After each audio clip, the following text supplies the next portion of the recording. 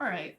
I played in the Thanksgiving Open, which is at the St. Louis Chess Club. Yes, so it was a FIDE rated tournament. I don't know what happened in my FIDE rating. I feel like it could go either way, that I lose or gain. Or honestly, it will probably stay the same. See, these are gonna be some of like the most complicated games ever. Stay tuned for round 5 though, because I had to draw where I had a queen and my opponent was an NM and he had a rook and 2 knights and like 45 minutes on the clock more than me. But anyways, this is round 1. I was like, I'm trying to use it to my benefit that I'm playing in a different state and I don't really know people yet, so I don't know what people's ratings are. For this entire tournament, I was not looking at ratings. I would just look at my board number and I would go sit down, which is a great strategy if you stick to the truly not thinking about your opponent's ratings. But if you then begin to metagame and try to figure it out, and then still let it affect your play based on like what you think the rating is, that's much worse. That's much worse. Don't do that. Round 1, I was playing, it was apparently 1700. I could have sworn when I signed up, I thought it was an over 1800 section. It wasn't. There was just an under 18 and an open. But he was like an old man on his 1700 floor, so he had been 1900 before. I didn't know any of this. I was just playing chess. Didn't have any openings going in. I was just gonna sit down and see where the wind takes me. He played e4. I played c5. And he went c4. Okay. I don't really know what's going on here. Something I do know is like after knight f3, knight c6, knight c3, e5 is a very good move. And that's what I play. But here, like, of course, if you're playing c4, you're gonna end up with this structure, and you're gonna probably castle kingside and maybe g3, maybe not. But you're gonna probably play for f4. So I kind of figured e5 would be on my agenda at some point, but I went with knight c6 first, knight f3, and now e5. Knight c3, d6, d3. And I have a choice here. I could go g6 to play bishop g7, or I could play bishop e7. Knight f6, I'm sure is probably okay, but it allows bishop g5, and I don't even know if this is good or not, but I don't like to allow things that I don't have to. So I went with bishop e7 first.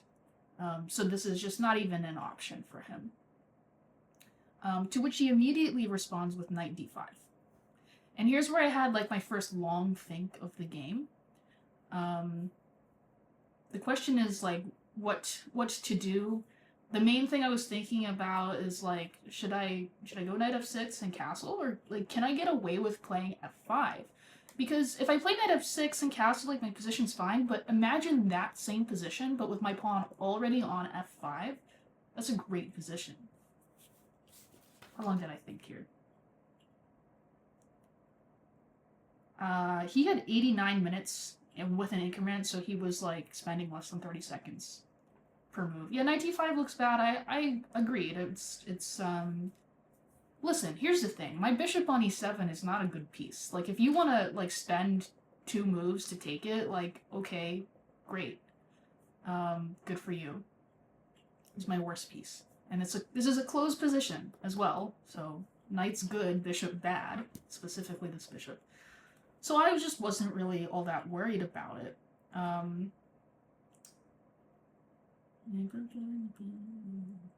So I thought for 7 minutes here, and I played f5, which is the best move. Woo! It's like the only move that seizes a very slight advantage for black. And it just shows that, like, yeah, like, okay, I'm opening my king, but you've moved a piece twice. I'm ahead in development. I'm not gonna... There's really nothing he can do to take advantage of this. Of course, taking is bad because he develops a piece for free. And there's pressure on the d3 pawn. And my development just flows wonderfully here. So, like, taking is nonsense and he shouldn't even consider it. He goes bishop e2. I go knight f6. And he takes on e7. And I don't know how long I thought here. I didn't think very long because I was mostly trying to just trust myself and my instincts in these games and not get too low on time. I went queen e7 because in the future, like, the rooks are already going to be connected. The knight on c6 is already, like, pretty decently placed where it is, and it's hard to imagine, like, exactly what the plan is for the knight if it's on e7. But the queen on e7 is super flexible. It can do, like, a ton of things. So takes and bishop g5. And immediately, as soon as he plays bishop g5, like, okay, he has the bishop here, whatever. Immediately, I'm starting to think about f4. Just cutting that bishop off from his family right away. And then, like, okay, he's left with this. All my pawns will be on dark squares, I'll have a light squared bishop, and then the inverse is true of him. Not the exact inverse. But I also thought, like, what's the rush? Of course I'm very happy if he takes here. The thing is, so even if I play f4 now, I figured at some point I'm gonna play h6 anyways. And of course he's never gonna get his bishop trapped, so it'll, no matter what, pretty much, h6, bishop f6, queen f6 is gonna happen. So I decided to play h6, bishop f6, queen f6, and then like wait for the right time to go f4 and still give him, because he's made some real questionable positional decisions so far. So I wanted to like give him one more chance to play this dumb move. So I went h6, takes, knight d2. Not sure what this move is doing at all, but I just castled. And now here comes the move. The move that this man, he really needs to watch a lot more Ben Feingold, because, like, man. F3. That's, like, maybe the ugliest move I've ever seen. I'm trying not to be mean, and I'm trying not to be toxic.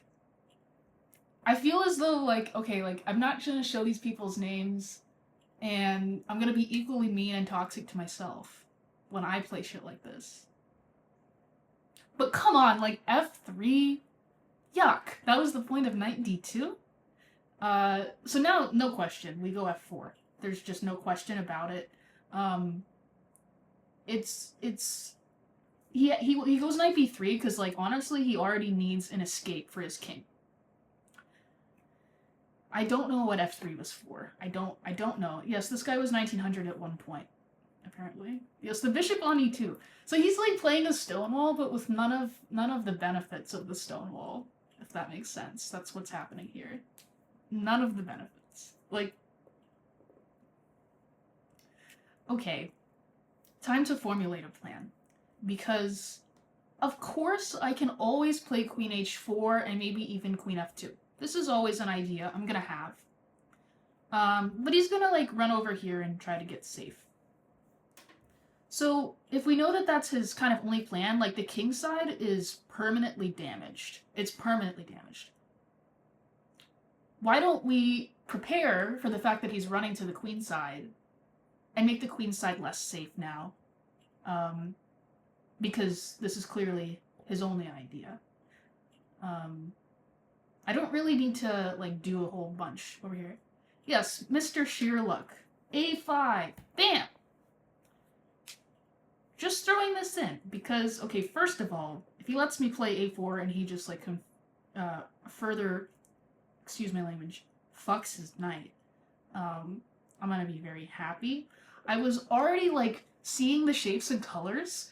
The important rhombus in this position connects the king and the queen on these diagonals, and also over here, and I was seeing d8 as a very important square at some point. If I ever get to play a4 and, like, queen a5, queen, or queen d8, queen a5, I was even seeing, like, a lot of hallucinations about, like, if a4, in some cases, I want to prepare b5, and, like, if he takes, like, just sack a pawn, and then play queen d8, queen a5. I don't know that any of that was real, but these are the things that were going through my drugged out head. I wasn't on drugs, but I was on chess. So I go a5. What's the time situation? I have 60 minutes, he has 61. He goes a4 instantly. And, okay, like, maybe he has to play this, but what's the drawback to a4 is b4 is now permanently weak. And not only that, okay, I don't get a5, but queen d8, queen b6 can be an idea now. Sometimes. I also, like, can still play queen h4 here, and maybe go here and like this looks all right. But the king's gonna run like this way or this way, maybe. I just didn't see like the point. I wanted to completely prepare all my pieces before I did something. So I went knight b4, so that's one less square he has, and also d5 could be an idea now. D5 b5 like combined just to break everything open, because here's the thing, like he taking with the a pawn in some situations will be really bad news. Taking with the c pawn will allow d5 in other situations, which will allow me to just break everything open. So I go knight b4, fully just saying like he might play this anyway, and I never even have to do this. And that's what he ended up doing. He just played king d2. And I felt pretty good right now, because, like, I always had the option to do this, but without, like, a concrete plan. I mean, I was threatening it pretty severely right here. Like, if he does, like, a nothing move, this is probably really bad already, because it's not a mate threat. It looks awful, though. You have to admit. So he goes king d2. Now what?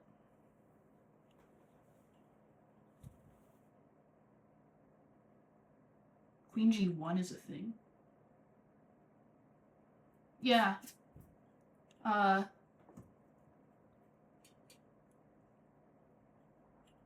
kind of missed, like, every idea attached to moving the queen. Oh, yeah, that too. Yeah, you're right. Queen g2. And I don't want to trade queens there. I don't necessarily want to trade the queens there.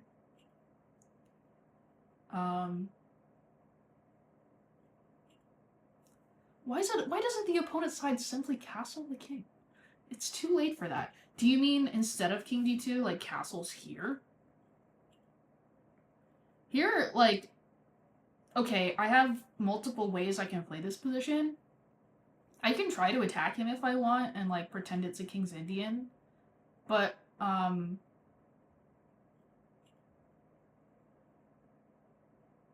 we can just do that. I don't know. Here. The thing is, his position is, like, awful.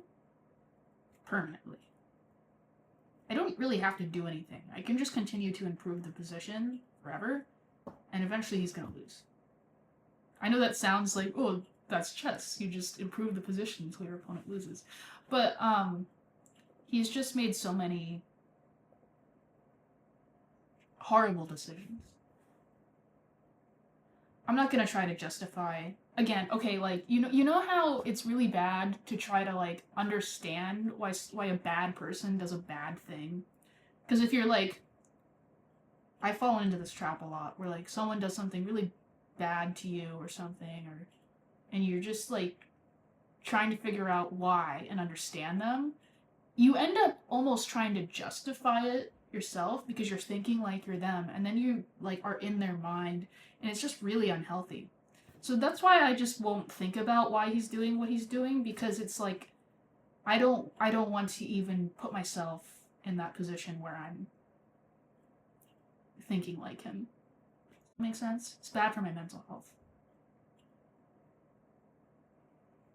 Simp. Alright. King d2. I just go bishop e6. A lot of ideas attached. Rooks are now connected, more flexibility. d5 is an idea. b5, still an idea, because the knight on b3 can be loose sometimes. And I want to play a4. So I'm just like preparing. Like, I don't know what he's gonna do, but I'm trying to prepare for everything he might do. So we're planning in pencil, playing in pen, or whatever. So I'm saying he might do this, he might do this. If he does this, I'll do this. Once he shows his cards, then I will make a decision. An opponent made a decision. Opponent plays king c3. Alright. Can we kablooey him? Immediately, because of course he just, like, stepped onto this diagonal. Could we kablooey him with d5? Should we play b5 first, then d5? Or should we play something else? Should we keep preparing? Because in closed positions, you the side who is better, like, oftentimes just has infinite time to do whatever they want. I hate king c3. Yeah, we're not going to try to think about why opponent played king c3. It's not my job to justify king c3. I'm just here to play the position the best I can from where it is right now.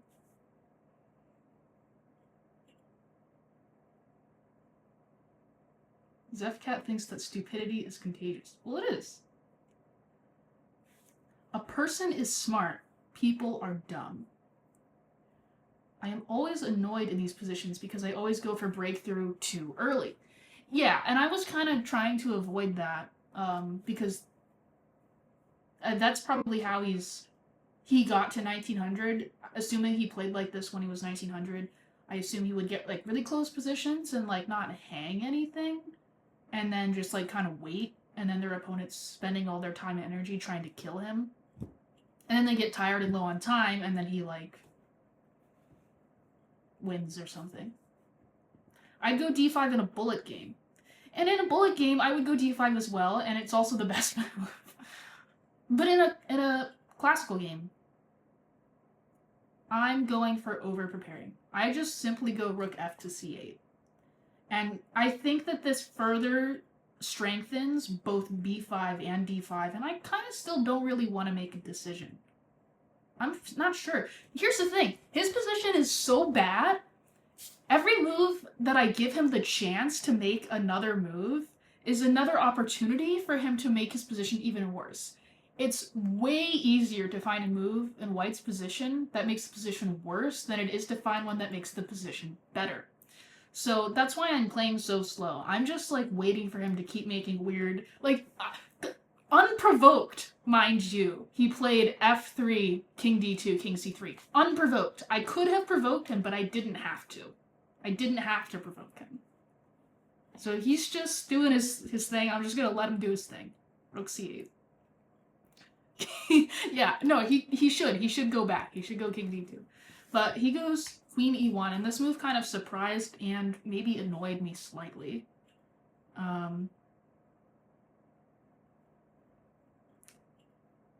There are some good things and some bad things about this move. The bad thing for him is, like, okay, he can't go back now. He can't retreat on the dark squares. His king looks secured. Why did the move annoy you? Well, because I didn't consider it, first of all. And that always stresses me out when your opponent just plays a move that wasn't even on your radar. It's a little stressful. Okay, here's some things. The knight at e3 is less protected now. It's only protected by the king. So it could end up with tactics. I noticed, again, like, if I'm playing my b5 idea, a5, queen d8, or maybe I play queen d8 right here and prepare all this, he could get, like, actually checkmated here. Like, if I play queen d8, he does nothing here. He could go here, but then I go d5 and break everything open. We should analyze that. But, like, already this is looking, like, really scary for him. Maybe it's not, though. Maybe that's why I didn't go for this. Like, what if he just... Can I go king d2 and hide on d1? This is the type of thing that could easily happen and you just, like, have nothing even though it feels like you should have something and you just don't. Thank you for the 41 months, Camel Clutcher, and for being on a 3-month streak. Oh yeah, knight d5 e3. That's good. But he doesn't have any blockers, and like I'm gonna use the knight. There it is. Yeah, that was the idea. I was like vaguely seeing stuff like this. Like, this is the mate. Okay, thank you. Okay, but these were the shapes and colors I was seeing. I didn't go for this, but these were things I was thinking about, and I was really like enjoying the idea of queen d8. I didn't play queen d8. I don't really remember why. Listen, the thing is, like, I've only waited like a week to analyze these games, and I've still like forgotten a lot because I was thinking about so much shit. I was so tired. I don't know. I thought for a long time here. What did I play? I mean, okay, okay, I only spent 5 minutes. I'm down to 44 minutes. He has 55. I don't want to get too low on time. I'm really liking b5. I'm really liking queen d8, but the thing is, d5 is just so strong that it can't not be played. d5 is the strongest move by far. Okay. Never ever can he ever take. He can never take this way because of the discovered check, and he's getting mated like this as well. This is one checkmate. Fix your sound? Something happened to the sound?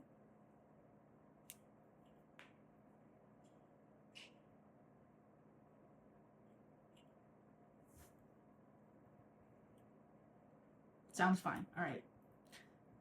So this is only, like, you can just ignore this, because he can't, tactically, this pawn's not here, so it's only defended by this. Which means, like, even if he takes, I can take back.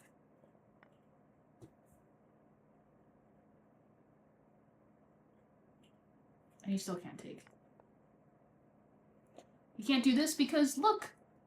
The rook on c8 was actually important. And he's like, what's my mate here? Maybe just here. Looks pretty good, honestly. Yeah. So,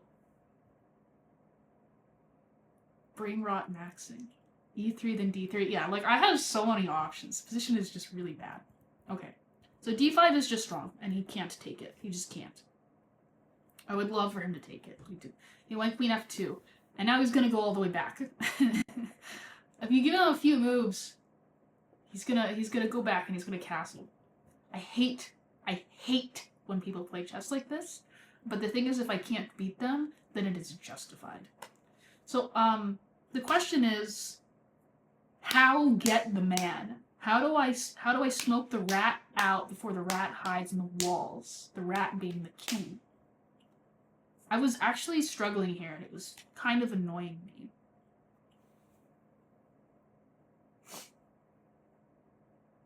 Gelato, I feel like I haven't seen a stream without you here, whether it was 2 years ago or now. Well, Gelato is a VIP in this channel, so you watch your tone. B5 maybe. I liked B5 as well. I wanted B5 to work very much.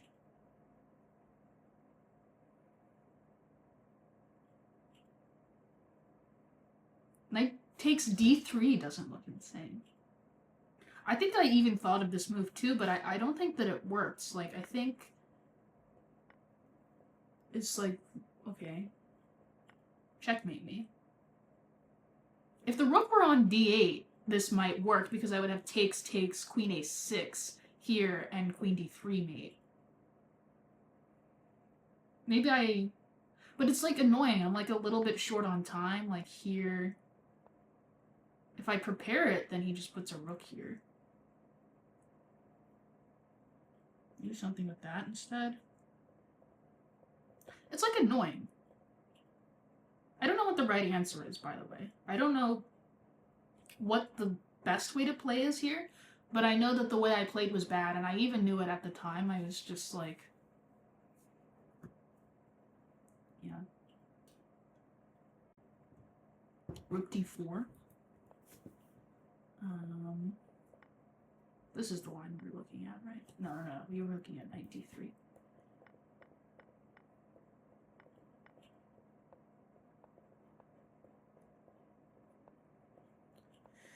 And here's your idea. But isn't it, like, too slow? I feel like it's too slow.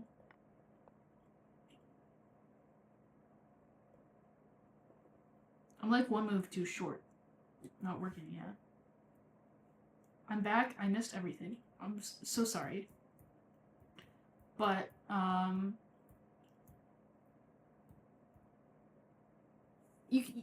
just looking at my move, it's like ugly. It's not terrible. But I was just really frustrated at this point. I kind of wanted to take and like play rook d8 and like try to not allow him to evacuate, and then maybe b5 here, and it takes queen f7. But what does this even do? So does this do anything?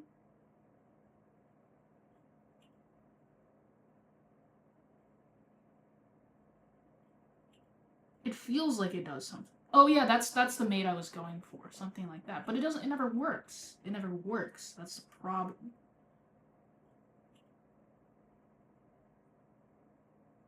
It just doesn't work. Let's turn on the computer here. Even this is good.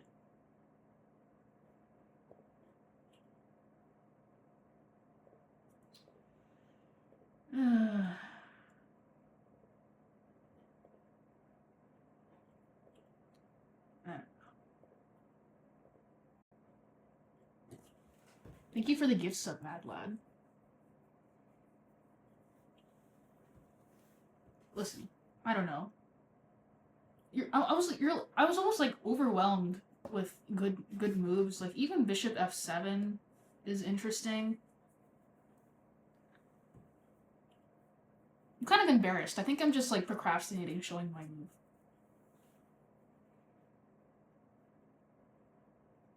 I went with this, which just feels wrong.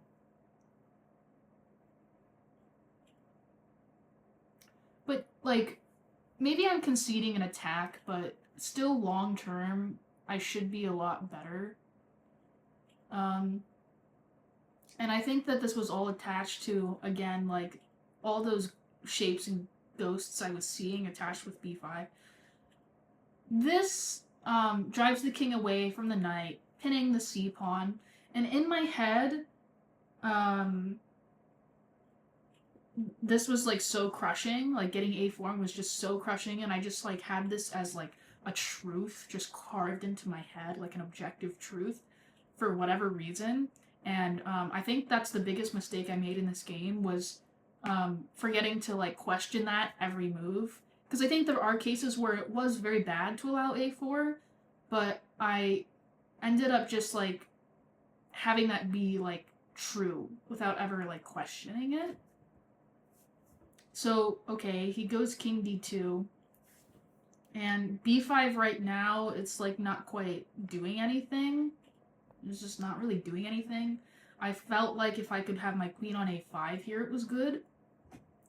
So, I played queen d8, which is and I'm really letting it slip at this point. Of course he's not going to find the moves he needs to find. Like he needs to go g4 and he needs to go for counterplay. He's not going to do that. He goes knight c1 now as a little prophylaxis. And I don't know, was I like low on time? Like why did I just start falling apart here? I have 30 minutes and he has 50. I don't know. I don't know. I went b5. Just like I think I missed a ton of things. So we have to calculate here.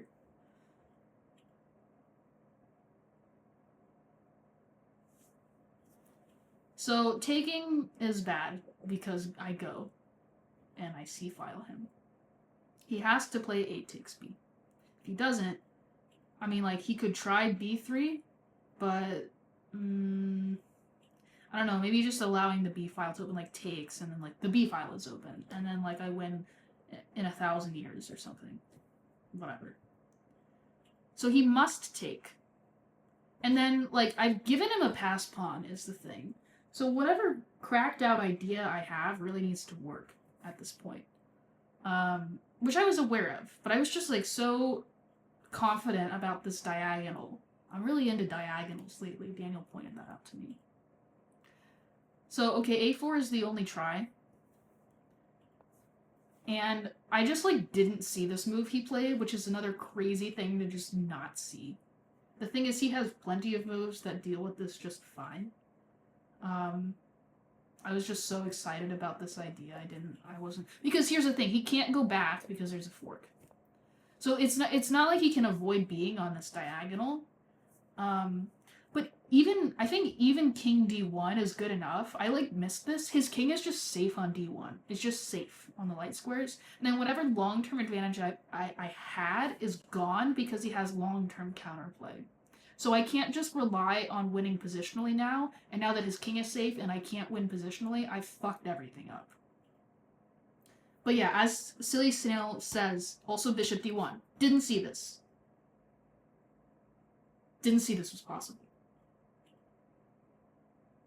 I don't know if I'm being lazy or if I'm out of practice or what. I think that like the thing I was doing the most in these games was like trying to discipline myself and like when to think. That's what I was struggling with the most. Like I had to yell at myself to think because I'm like I was just feeling like tired and lazy.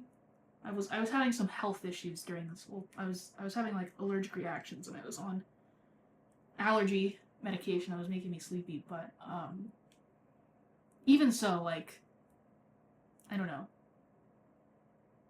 What is the rating of the player? So I didn't know at the time. I had no idea what he was rated, and unfortunately, I was metagaming.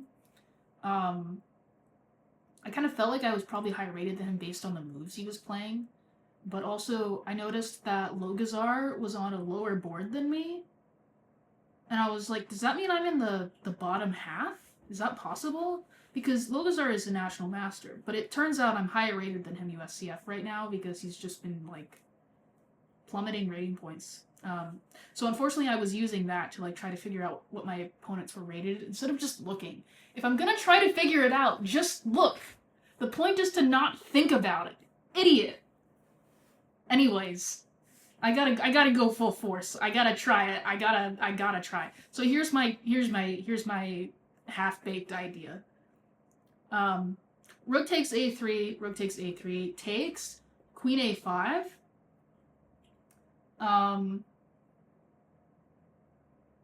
Takes, and if he goes here, like I win the knight back and everything's fine. But at this point, I was really stressing the hell out because I was calculating, like, I couldn't actually figure out how to get him if he went this way. I couldn't figure out how to get him. And I was, like, mentally preparing for having to play that position. And we get to this position. I have 21 minutes and he has 45. And he instantly plays king e2. But it's true, like, I can't get him. I can't get him here. Because I've already sacrificed a piece, so I can't play bishop c4. It's just too much. In fact, it's what I was going to have to do. I was going to have to be down a lot of pieces and just try to win. Which would have been awful, because I was also down like 25 minutes. And I was like so stressed out, because I was like, how do I get him? There's no way to get him. Because, like, okay, rook a8, he goes queen d2, and then it's like, fuck, I can't do anything. It's stupid knight. I can't do anything. And then if I give him a little check, he just blocks me. And then he hides, and I can't get him. This fucking knight. I can't get him. And I can't go here. Oops. I can't go here. And here. Because he just goes queen b2. And I can't go, I can't go here and then queen c3 because I can't go queen c3. And it was really frustrating. And then he instantly plays king e2, and I'm like, yay! It's equal. I get my knight back. Okay, so we've reset. This is a new game now. We're putting whatever just happened behind us. And we need to forget, and we can't let the mistakes and like the weird shit I did like affect my mood and my play. So mentally, I reset at this point in the game. I'm not gonna think about like why did I allow him to have his passed pawn? Why did I do blah blah blah? Whatever. I still have a shot to play this game. Like, okay, he has a passed pawn, but his bishop sucks, his rook sucks, his king sucks, his queen sucks. It's like the computer said it was like minus 0.1 here. But I think that this position, there's a lot more than meets the eye here. I think black is actually practically a lot better here. And I was really proud of my decisions here. So trading the queens, like, is garbage, and I might lose if I just trade the queens in this position, I feel. I mean, I do get the A file. I don't know. Yeah, I don't know. But I need to play for a win here. I mean, I don't need to, but I wanted to. Queen A1.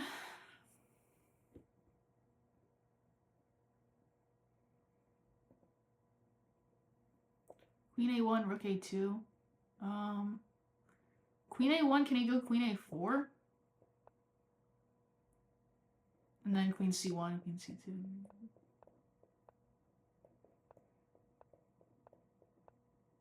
It's annoying. You want to go rook a8 now? Takes.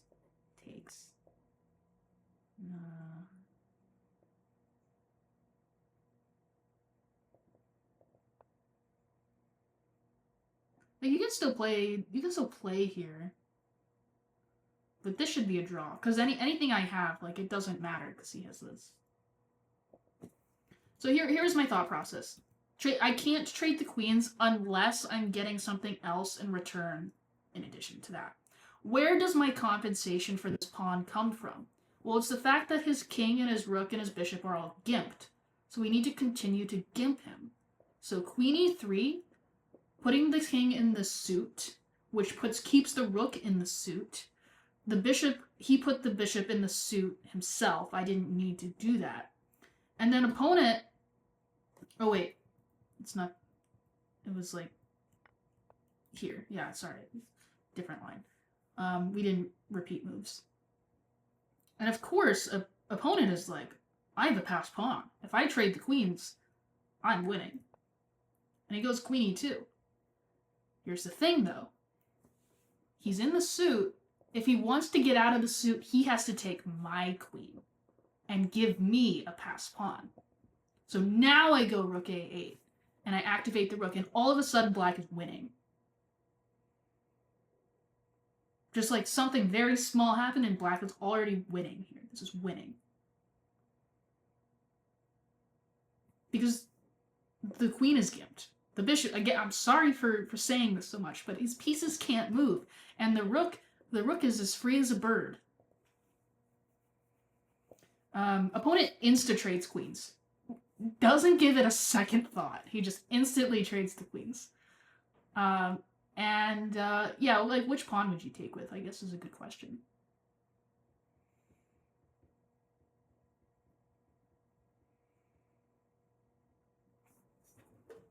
I guess everyone's away in an ad break.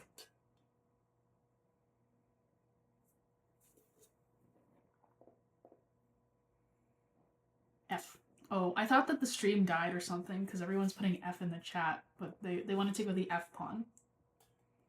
So the chat is better than me. I thought that taking with the D pawn was better because then it gives me like a third thing that I might use to win, which is like the semi-open D file.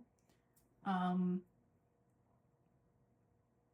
like the fact that like if I go that way, if he ever wants to break out, like I go bishop h3 and I say get back in there. But like here he could play g4 and then like I don't know. But the computer likes taking with the F pawn. I don't know. This seems better to me. I guess the point is like he can still go g4 here and should maybe. So the bishop at least can't fuck him. No calculation behind it, just looks more natural. Oh, okay. Yeah, I don't know. I thought this one like gave me better practical chances. They're both good. They're both good. I don't know. If you put it at a really high depth, who knows what the right answer would be. I don't know. The point is, I'm gonna get him. I'm down to 19 minutes and he has 40 still. So he's like trying to press me on the clock here. But here's the thing. I have the second rank. I have the first rank if I want it. I have the A file. I now have my own passed pawn. My bishop is better than his. My rook is better than his. I have a lot of time if I want to make my king better than him too. Oops. So he goes g3. And now there's like a bunch of like finagling going on here. I could go bishop h3 if I want, but I threw rook a1 in first because he can't even play king g2 and like try to get out of this because I go rook a2 now. And then it's the same position except my rook is already on the second rank.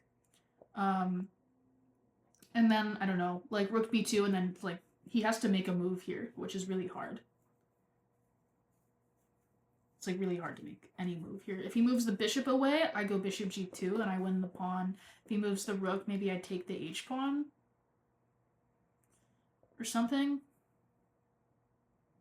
Or I can just leave everything where it is and bring the king in and like blockade this so the rook is truly free.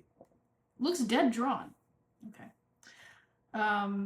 So I could go bishop h3, but I wanted to be more accurate than that. I played rook a1 first, which actually forces like king e1 or king e2.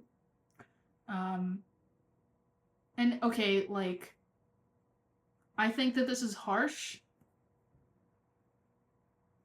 but it says g5 is a blunder, which is crazy to me, because that seems like the most natural move on the board. Why is g5 a blunder? It's not like he thought for at all here to try to, you know. I have 15 minutes, he has 30. Yeah, not h4. Again, it's simply g4 and just shutting down my bishop. And black is still better, but I was just completely winning before I allowed that. I should just go bishop h3 before I give up the chance, because this is such a strong... This is unstoppable. Like, if I get my bishop here, he's getting checkmated and losing his bishop and his rook. Like, bishop h3 is so concrete. But again, I'm, like, still trying to play it slow, which, you know, sometimes is bad. And he would have to play rook g1 to avoid this idea. And then g5. This is, like, an intricacy that I missed. And so g4 here, like, doesn't do shit. Now I bring in the king. I can even go like this, and try to take this pawn. Like, I can do anything. But, yeah, I allowed, that was my, like, final blunder of the game, was I played g5 first, and he went rook g1, or no, he took, okay. But yeah, if he goes rook g1 now, maybe I go bishop h3. Like, I wanted to get g4 in, and if takes here, and I'm just, like, completely crashing through and winning. Which, it makes sense. If g4 is my threat, and it's really strong, then white should also play g4. That's the self-service principle. But yeah, that's what I missed. g4, and then... I mean, there's no way I missed it. I probably just... Maybe I thought I'd take, and then this. This looks strong. But now b6. And he's going to promote with... Well, he can't do that. What does he do here? This I win. He has this, I guess. And then I have to go rook b1. And then he goes b7. And then this is just a draw. Because he kept everything defended. Okay. So probably that was my idea, and I just, like, didn't examine king d2, maybe? I don't know. Whatever. None of it mattered. He just instantly took this like I was an idiot. I was like, okay, I'll take this one. And again, my plan is just to crash through and kill him. He goes h3. I just bring the king in very simply because now he can't leave the h-file again. So now he has to play a bunch of really sad moves. He goes rook h2. I go rook b1, just simply saying, you're not going anywhere. You're staying where you are. And then he goes back to h1, king f6, rook h2, h5, rook h1. This is pretty funny. g4, takes, rook h6, king e5, and here's like his, you know, where he spent a lot of time for whatever reason. He spent 10 minutes here, and then took this. I was like, okay. And then he took this, and I went here. And then he went here, and then I was like, okay. And then he resigned. It's really talking to the wind. So that was my round one. I mean, yeah, I jot down the clock times. You can learn a lot from, like, how much time you're spending, because, okay, at the end of the day, like, you can prep as much as you want to for a chess game, but if you are trying to get better at playing classical chess, what you need to do is get better at playing classical chess. Not get better at, like, tactics and solving positional things and, like, doing endgame books. Like, you should do those as well, but you can't forget that, like, you have to do the training of the actual thing. It's kind of like some people who are, like, climbers, for example, they do a bunch of training on the side, like, they do weighted pull-ups, and they do, like, I don't know, fingerboard or whatever, and they climb on top of that. But like some of the best climbers in the world, like Adam Ondra, he doesn't really do any of that. He just fucking climbs autistically. Autism is what will get you further than anything else. But the point is, like, yeah, you in order to get better at something, you have to do that thing. And so, like, if you are doing that thing inefficiently, you're like not thinking enough in critical positions, or you're thinking too much on positions where you should just play a normal move. Like, that's what you need to learn how to improve. Like, do it. You can do as many tactics as you want, but if your time management is bad, you're never gonna get better. That's what I learned from Adam Ondra. Anyways, yeah, game. None of these games were like fantastic by me. I think I wasn't in great form. I was mostly like having fun because Blood Queen was here and she was playing too, in the under 1800. So, is there a climber / autism correlation? Are you kidding? Is that a real question? It's like almost as bad as chess. But this tournament was me practicing my making moves when I don't know what's happening, especially the last game.